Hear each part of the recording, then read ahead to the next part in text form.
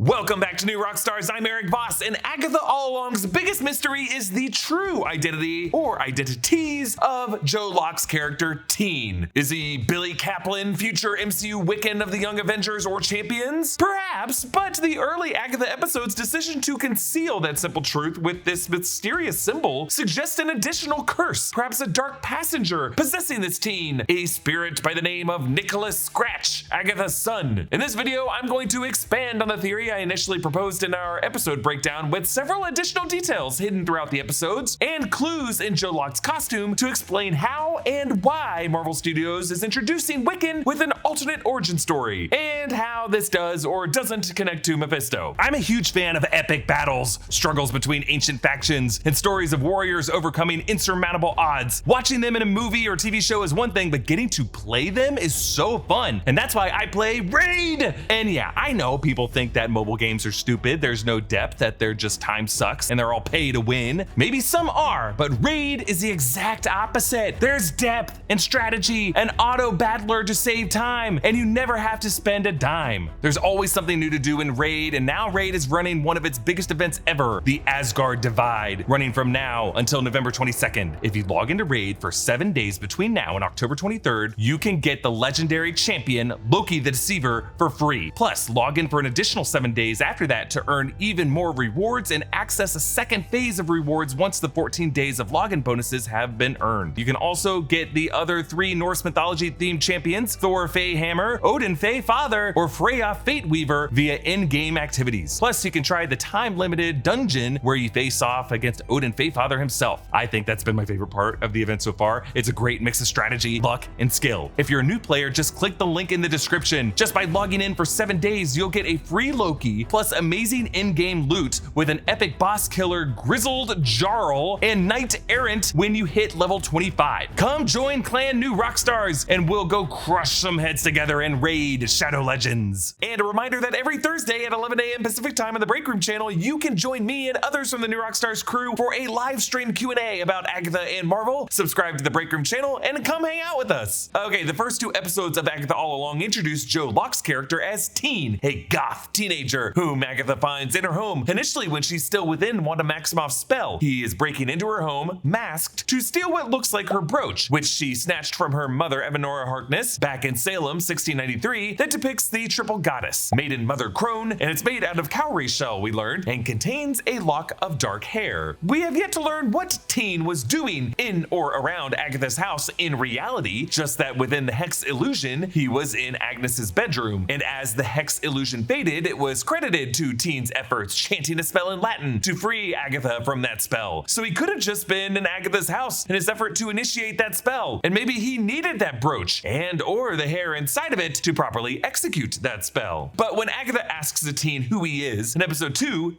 this happens. Who are you? My name is... Say again. So there must be some kind of charm with a symbol that prevents Agatha from hearing him name himself or identify himself. But later in episode 2, we see that he has a boif with Miles Gutierrez Riley playing a character named Eddie. And I can only ever say Eddie, like Eddie, thanks to Venom. But when he starts to explain his backstory, the audio fades out. Me? Originally, I was born and... But before that sound fades out, we do hear him say, I was born and raised in Eastview.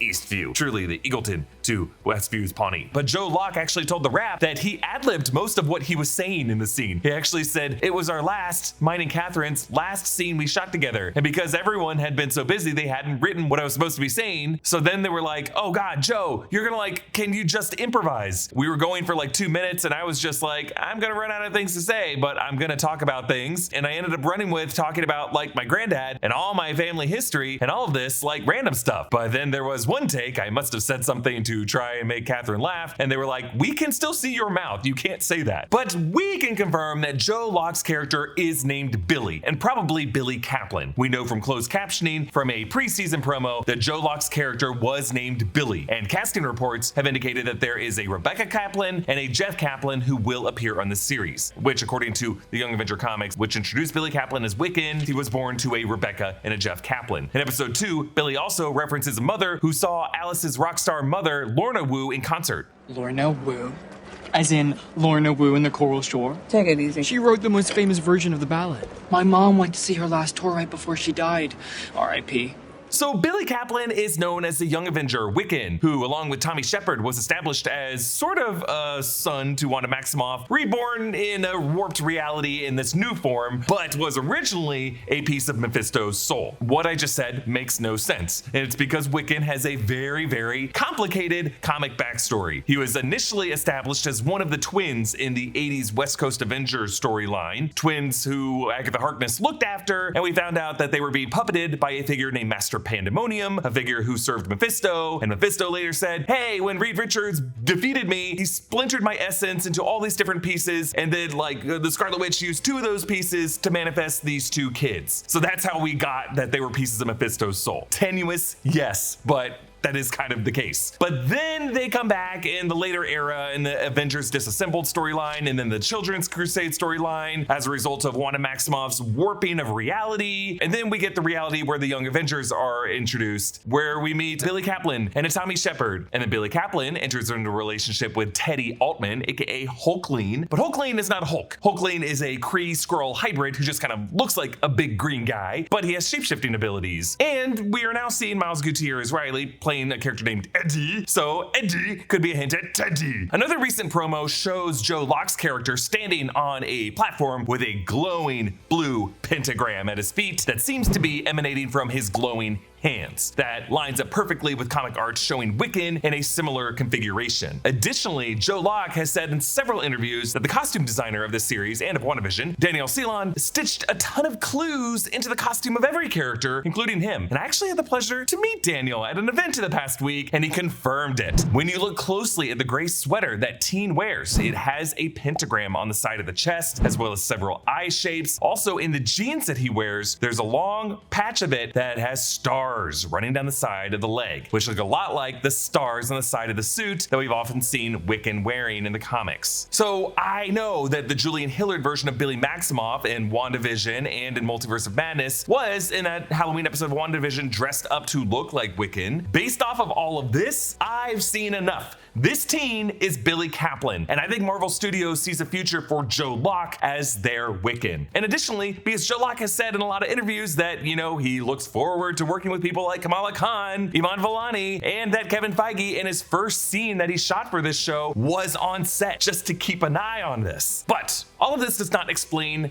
the additional side of the character, the spell that is hiding his identity from Agatha and the other witches on this show. The answer to that must be an additional layer to the Billy Kaplan character that I think Marvel Studios, through this Agatha series, is using to establish a retconned, more straightforward backstory for the Billy Kaplan Wiccan character. Joe Locke has told several outlets that there will be several different layers to the teen character that will get revealed as the season goes on. Like his acting approach in the first 2 episodes will be very different from the acting that we see in later episodes. He told the Total Film podcast with Games Radar that he auditioned 7, 8, or 9 times for the teen character over a 6-month period, and that each time he'd get further in the process, they would reveal more about the character. In other words, to audition in these earlier rounds, he had to know enough about teen to play him as an authentic, excited, goth, witchcraft-interested teen, but then by audition number 7, he would learn a whole new layer to this identity. He essentially had to go down his own witch's road of trials to get to the core of this character. In the breakdown, I speculated that the corpse was the Darkhold, who was also the teen, who was also Wiccan, who was also Agatha's son Nicholas Scratch, and I'll admit that was probably pretty confusing. So instead, I want to simplify it for you. Just think of Billy Kaplan and Nicholas Scratch as just 2 different identities that are sharing one body. Nicholas Scratch was Agatha's son a long time ago. In episode 1, within the spell, Agnes O'Connor looks into an empty kid's bedroom that belongs to some kid named Nicholas Scratch, with a lot of rabbit imagery associated. In the comics, Agatha Harkness has a son named Nicholas Scratch who actually leads a group called Salem 7 out of New Salem, Colorado. We do see a different group of the Salem 7 on this show that could be based on that. And in episode 2, Jennifer Kale confronts Agatha about her past, saying this. Who's this?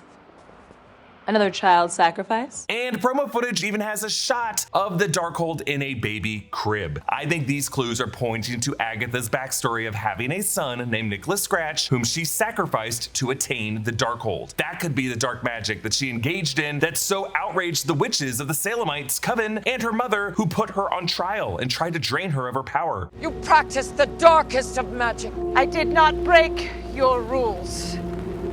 They simply bent to my power. And while it seems like Agatha, through her own means or through some other kind of spell, has forgotten about what she did, it seems like traces of her past through Nicholas Scratch have scratched their marks into Agatha's subconscious enough for him to linger in her life in these different forms. For example, the rabbit, Senor Scratchy, was probably intentionally or unintentionally named after her son, Nicholas Scratch. Senor Scratchy just loves the stage. He played baby Jesus in last year's Christmas pageant. Senor Scratchy's got real star quality, don't you think? She did talk about this rabbit like a proud stage mama would. Yes, some part of Agatha sees her Scratchy baby as belonging in a crib, and assuming that he is named after Nicholas Scratch, isn't it kind of ironic that he was cast as the baby Jesus? And yes, I think it is Nicholas Scratch's hair in that brooch locket. She has always kept that brooch close to the vest, and even throughout WandaVision, as Wanda's spell would progress through the decades and warp all of reality, that brooch was one constant in her wardrobe that never changed. Throughout Agatha episode 1, Agatha keeps reaching for that region, and it was the brooch that Agnes saw the teen going for when she first finds him in the house. And it's only when she opens that brooch to see the lock of hair that she finally thinks to ask teen who he is in episode 2. Like she sees some connection to this hair and this figure who has his real identity hidden behind this symbol. The fact that episode 2 allowed us to hear that teen was born and raised in Eastview could connect to the loose thread from Agnes's case that she refers to in episode 1. There was a car wreck about an hour before time of death. Where? Eastview. Eastview. Blood stained in the back seat. You think that's how they moved her? Front 2 airbags deployed. Many online, including Wickling Stan, pointed out how in the closing credits behind Joe Locke's name, there is a mysterious headline, Near Death in Westview. All the other title imagery we see is real-world research related to the history of witches in pop culture. This is just one random headline set in near MCU past. And you'll notice the headline is dated December 14th, 2023, which would have been just a few weeks after the Westview incident. There were no near deaths in Westview during WandaVision that would have been reported by the media, unless you consider Sword director Tyler Hayward shooting at 2 non-existent kids and the bullets phasing through real person Monica Rambeau, followed by Darcy arguably trying to commit manslaughter against Hayward. And I guess Wanda drained Agatha's powers and the Visions took some pretty hard hits at each other, but otherwise no one was seriously harmed, and I don't think any newspaper would be reporting that as a huge headline. So I think this headline may be referring to some car accident a few weeks after the Westview incident, Christmas time 2023, where teen Billy Kaplan of Eastview was in a car between maybe the Eastview-Westview border, got in an accident and nearly died, but then miraculously resurrected, maybe from his mother, Rebecca Kaplan, singing her favorite Lorna Wu hit, The Ballad of the Witch's Road, and the spirit of Nicholas Scratch could have possessed him and restored this young man's vitals. Another detail in episode 1 of Agatha All Along was the framed black and white photo of a boy in Agnes's detective office beside this rabbit figurine. I spotted that in the breakdown, but Gnarly Birds on Twitter spotted that in a previous shot, that photo is not on Agnes's shelf. It was just a potted plant initially, and then there's like kind of a gaffe or like a glitch in this matrix where when we cut back to that angle, it is suddenly now the photo and the rabbit. So the truth of Agatha's past with Nicholas Scratch is clearly coming back to the surface only now that Wanda's spell on her has gone awry with the destruction of the Darkhold and Wanda's defeat in Multiverse of Madness, but that was like a few years before these events. Something more recent has happened, and that more recent thing has been this precocious teen of Billy Kaplan doing some research. This teen discovered this spell to break Agatha free. Xoe hung feminam de fixam. What are you saying? Mea carmine xoe hung feminam de fixam. So Lustinus on Twitter has been super helpful translating the Latin. Exsolve hanc feminam defixum. Exsolve hanc feminam defixum. Meo carmine exsolve hanc feminam defixum. Which translates to, release this cursed woman. Release this cursed woman. By my spell, release this cursed woman. And when he freed Agatha from the spell, Nicholas Scratch's spirit in that moment latched onto Billy's soul. And now, currently currently co-occupies his body as a dark passenger. That might be why Billy seems to be so drawn to Singer Scratchy in episode 2. And when Agatha sees Billy try to introduce himself, a cloaking spell keeps her from hearing anything about his identity. This symbol will obviously be significant to the show. Scarlet Witch Updates on Twitter noticed it was on the show's crew sweatshirt and on the corner of the tarot cards. I personally think it is the signature on the contract with the devil or with someone that Agatha signed in order to sacrifice Nicholas Scratch in exchange for the Darkhold. Joe Locke has also pointed out that part of the wardrobe is the teen's spellbook that is strapped to his leg. He nearly hands this spellbook to Agatha in the car to write down some notes in episode 2, but when she throws the pen out the window, he suddenly refuses to hand her the book. I think Teen is trying to basically inscribe his own version of the Darkhold. It's a book that his Nicholas Scratch possession is helping him write. And in her Mayor of Easttown illusion in episode 1, when Agnes sees Teen's dark fingertips, I think it is the spirit of her son Nicholas Scratch and Nikki's link with the Darkhold that she is really seeing there. So we will see what this season of Agatha establishes about Nicholas Scratch. He could have a link to Mephisto, or he might have nothing to do with Mephisto. I'm good either way. Nicholas Scratch could take a physical form on the show, or he could just be like, you know, an actor in a flashback, or just someone that we only see photos of. In the first trailer, there was a shot of Joe Locke with this black and white photo of a male figure behind him that I now wonder might be Nicholas Scratch. But I think this link between Billy and Nicholas will be what leaves Billy with the powers of Wiccan. In order to save Billy, I think Agatha is going to have to try to extract the Nicholas Scratch entity from his body.